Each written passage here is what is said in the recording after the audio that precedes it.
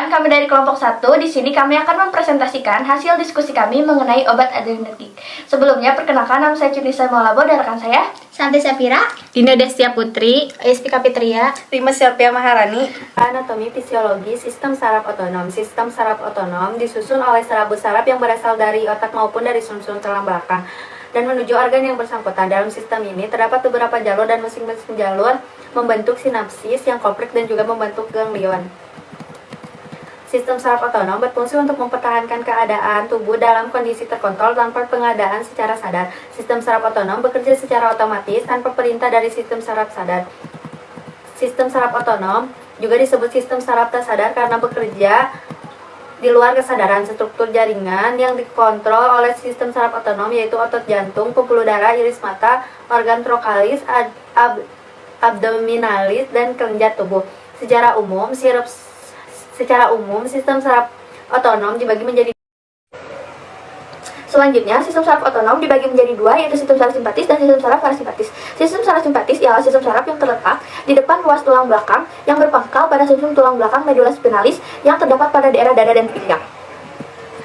Fungsi sistem saraf simpatis adalah mempercepat detak jantung, memperbesar bronkus, menurunkan tekanan darah, menghambat kontraksi kantung semit, menghambat ereksi, memperlambat kerja alat pencernaan, menghambat sekresi empedu, meningkatkan sekresi adrenalin, dan memperbesar pupil mata. Yang kedua, ada sistem saraf parasimpatik.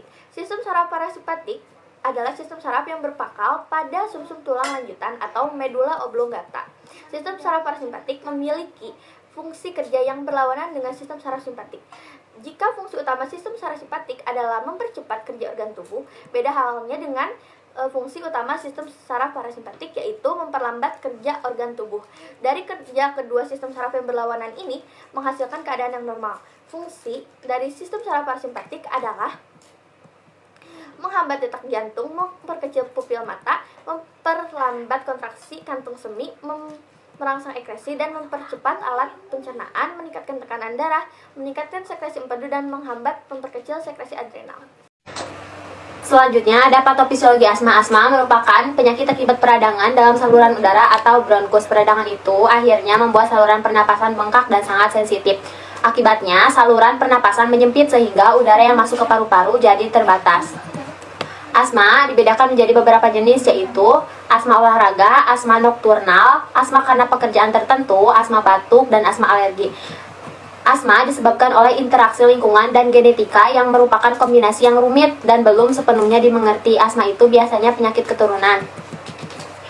Penyakit asma tidak dapat disembuhkan. Ada pengobatan yang bisa diberikan hanya bertujuan untuk mengurangi gejala dan mencegah kambuh.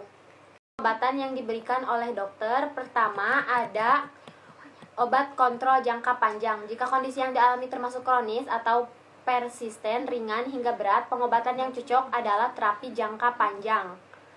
Terapi jangka panjang ini bertujuan untuk mengendalikan keparahan gejala dan mencegahnya kambuh secara berkelanjutan. Yang kedua ada obat kontrol jangka pendek. Pengobatan jangka pendek lebih bertujuan untuk meredakan serangan akut dengan segera saat kejadian. Fungsi obat ini adalah membantu meringankan gejala yang baru muncul dan kambuh sewaktu-waktu. Selanjutnya ada komplikasi asma yang mungkin bisa terjadi. Yang pertama, infeksi paru-paru. Yang kedua, rusaknya paru-paru sebagian atau keseluruhan. Yang ketiga, kegagalan pernapasan, di mana kadar oksigen dalam darah menjadi sangat rendah atau kadar karbon dioksida menjadi sangat tinggi. Yang keempat, status asmatikus atau serangan asma berat yang tidak merespon pengobatan. Berbagai komplikasi ini membutuhkan bantuan medis darurat karena dapat berisiko fatal. Untuk pencegahan asma, meski tak bisa disembuhkan, serangan penyakit ini dapat dicegah supaya tidak kambuh. Berikut beberapa hal yang bisa dilakukan untuk mencegah kambuhnya asma. Yang pertama, buat rencana aksi asma. Yang kedua, menghindari faktor pemicunya, seperti paparan zat iritan dari asap rokok, polusi udara, bahan kimia dalam produk rumah tangga, hingga bulu binatang dan serbuk sari. Yang ketiga, rutin cek fungsi paru-paru. Yang keempat, minum obat sesuai yang dianjurkan dokter. Dan yang terakhir ada vaksin flu. Selanjutnya, saya akan menjelaskan tentang obat adrenergic, yaitu Graphalin. Tiap tabletnya mengandung salbutamol sulfat setara dengan 4 mg. Farmakologinya, salbutamol merupakan suatu senyawa yang selektif merangsang reseptor B2 adrenergic, terutama pada otot bronkus. Golongan B2 agonis ini merangsang produksi AMP siklik dengan cara mengaktifkan kerja enzim adenyl siklase. Efek utama setelah pemberian per oral adalah efek bronkodilatasi yang disebabkan terjadinya relaksasi otot bronkos dibandingkan dengan isoprenalin. Salbutamol bekerja lebih lama dan lebih aman karena efek stimulasi terhadap jantung lebih kecil, maka bisa digunakan pada pengobatan kejang bronkos pada pasien dengan penyakit jantung dan tekanan darah tinggi. Indikasinya, kejang bronkos pada semua jenis asam bronkial, bronkitis kronis, dan emfisema.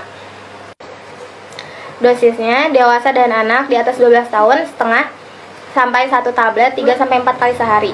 Anak 2-6 tahun seperempat sampai setengah tablet 3-4 kali sehari. 6-12 tahun setengah tablet 3-4 kali sehari. Overdosisnya, tanda-tanda overdosis adalah tremor dan takikardia, pemberian suatu alpha adrenergic blocker melalui injeksi intravena dan melalui B-blocking agen per oral pada kasus asmatikus karena resiko konstruksi bronkos, hipokalemia. Kemasannya, Gravalin, dus 10 strip 10 tablet. Harus dengan resep dokter, penyimpanan simpan di bawah suhu 30 derajat Celcius.